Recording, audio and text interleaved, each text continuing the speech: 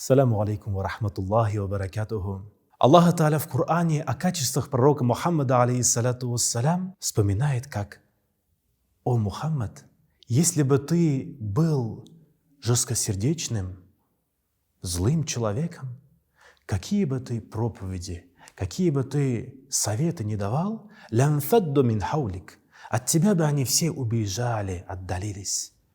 И вот одно из самых главных качеств пророка Мухаммада, алейхиссалату вассалям, это добросердечность. Это доброта, которая распространялась на всех. Это доброта, которая не имела границ. У пророка Мухаммада, алейхиссалату вассалям, был сосед.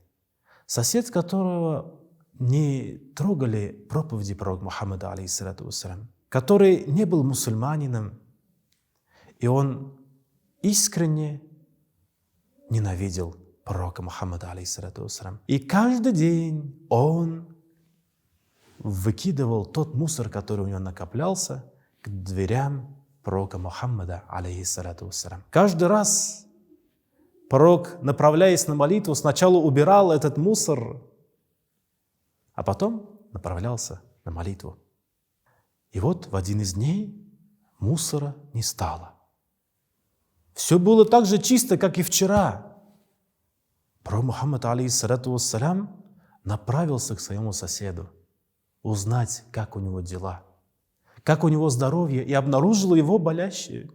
Он болел, и не было никого рядом с ним. Не было того, кто бы поухаживал за ним. И пророк Мухаммад, алейхиссалату вассалям, стал за ним ухаживать, помогать, чтобы он выздоровел.